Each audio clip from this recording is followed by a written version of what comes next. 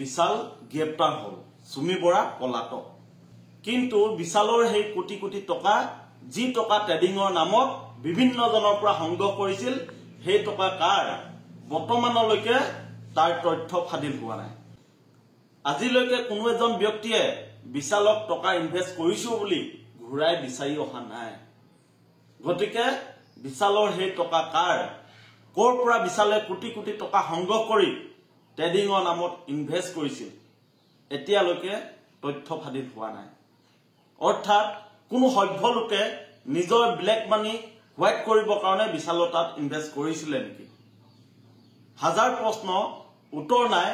কিন্তু ডিব্ৰুগড় আৰক্ষীয়ে বিশালক গ্ৰেপ্তাৰ কৰি নিজৰ অভিযান আৰম্ভ কৰিছে বিশাল নামৰ প্ৰবঞ্চকজনৰ লগত নাম হাঙু খাইছে সুমি বৰাকে ধৰি বিভিন্ন তাৰকাৰ নাম বিভিন্নজনে স্পষ্টীকৰণ দিছে বিভিন্নজনে কৈছে যে আমাৰ বিশালৰ লগত কোনো সম্পৰ্ক নাই সুমি বৰাৰ লগত কোনো সম্পৰ্ক নাই বিশাল আৰু সুমিৰ মাজত ভাইক ভাইকৰ সম্পৰ্ক কিন্তু হাজাৰ প্ৰশ্ন উঠিছে তেখেতলোকে ইমান সম্পত্তি গৰাকী কেনেকৈ হ'ল সামাজিক মাধ্যমত এতিয়া এটাই প্ৰশ্ন সুমি বৰা ক'ত কিয় পলাই আছে সুমি বৰাই কেনেকৈ ইমান বিলাসী জীৱন যাপন কৰিব পাৰিছে কৰ পৰা সেই টকা সংগ্ৰহ কৰিছে বিশালে অবৈধভাৱে সংগ্ৰহ কৰা টকা সুমি বৰাক দিছে নেকি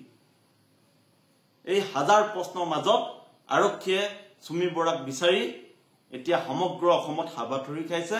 আৰু সুমি বৰাৰ লগতে তেখেতৰ স্বামী বৰ্তমান পলাতক অৱস্থাত আছে কোনো নাজানে তেখেতলোক ক'ত এতিয়া প্ৰশ্ন হয় যে বিশালে সংগ্ৰহ কৰা টকা সভ্য লোকৰ টকা নেকি তেখেতলোকে নিজৰ ব্লেক মানি হোৱাইট কৰিবৰ কাৰণে বিশালক ইনভেস্ট কৰিছিলে নেকি কাৰণ বিশালে যি ধৰণে সাধাৰণ ৰাইজক বা বিভিন্নজনক প্ৰতিশ্ৰুতি দিছিল নামি দামী মানুহসকলক প্ৰতিশ্ৰুতি দিছিল যে তেওঁলোকে ইনভেস্ট কৰা টকা 6 মাহৰ ভিতৰত তেওঁ ডাবল কৰি দিব কিন্তু সেই টকাৰে যে বিশালে নিজৰ বিলাসিতা জীৱন আৰম্ভ কৰিছিল বেআইনী কামত লিপ্ত হৈছিল এই কথা এতিয়া পোহৰলৈ আহিছে অসমৰ মুখ্যমন্ত্ৰী ডাঙৰীয়া কৈছে যে বকাৰৰ জৰিয়তে ইনভেস্ট কৰাটো অপৰাধ যুক্তিসংগত নহয় ট্ৰেডিংৰ জৰিয়তে মানুহে পইচা ইনভেস্ট কৰিব পাৰে কিন্তু বকাৰে কেতিয়াও ৰাইজৰ টকা লৈ পইচা ইনভেস্ট কৰিব নোৱাৰে গতিকে লক্ষণীয় হ'ব যে বিশালৰ ওপৰত আৰক্ষীয়ে অনাগত দিনত কেনে ধৰণৰ ব্যৱস্থা গ্ৰহণ কৰে তেখেতৰ সমগ্ৰ সম্পত্তি তেখেতে যি বিশাল সম্পত্তি পাহাৰ গৈছিল সেই সম্পত্তি বাজেয়াপ্ত কৰিব নে নকৰে সুমি বৰা ক'ত সুমি বৰাক গ্ৰেপ্তাৰ কৰিব নে নকৰে সুমি বৰাই ইমান সম্পত্তি গৰাকী কেনেকৈ হৈছিল বিভিন্ন তাৰকাসকলক বিভিন্ন নামি দামী মানুহসকলক সুমি বৰাই বিশালৰ লগত সম্পৰ্ক কৰাই দিছিল নেকি বিশালৰ লগত কোন কোন মানুহে নিজৰ টকা ইনভেস্ট কৰিছিল এই সমগ্ৰ তথ্য আৰক্ষীৰ তদন্তত ফাদিল হ'ব কিন্তু বৰ্তমানলৈকে কোনো ব্যক্তিয়ে বিশালৰ তাত পইচা ইনভেস্ট কৰা বুলি এতিয়ালৈকে জানিব দিয়া নাই গতিকে লক্ষণীয় হ'ব কোন ব্যক্তি হেইসকল যিসকলে বিশালৰ তাত নিজৰ পইচা ইনভেস্ট কৰিছিল যাৰ জৰিয়তে বিশালে বেআইনীভাৱে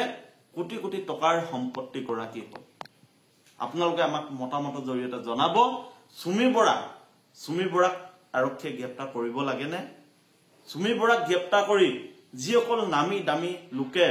নিজৰ টকা বিশালৰ তাত ইনভেস্ট কৰিছিল তেখেতলোককো তদন্তৰ আওতালৈ আনিব লাগেনে আপোনালোকে আমাক মতামতৰ জৰিয়তে জনাওক কাৰণ ট্ৰেডিংৰ জৰিয়তে যি ধৰণে আপোনালোকে দেখিছে বিগত দিনসমূহত বিভিন্ন এপ ওলাইছে যাৰ ফলত সৰ্বসাধাৰণ মানুহ সৰ্বশান্ত হৈছে মানুহৰ ধন লুটিপুটি ট্ৰেডিংৰ নামত কিছু লোকে পলাই পত্তং দিছে গতিকে সাধাৰণ মানুহৰ স্বাৰ্থত যি অনলাইন যোগেদি যিখন জাল পেলোৱা হৈছে এই জালখন যাতে ফালি পেলোৱা হয় গতিকে পুনৰ যাতে এনেকুৱা মহাপ্ৰবঞ্চক অসমত সৃষ্টি নহয় আপোনালোকে আমাক মতামতৰ জৰিয়তে জনাওক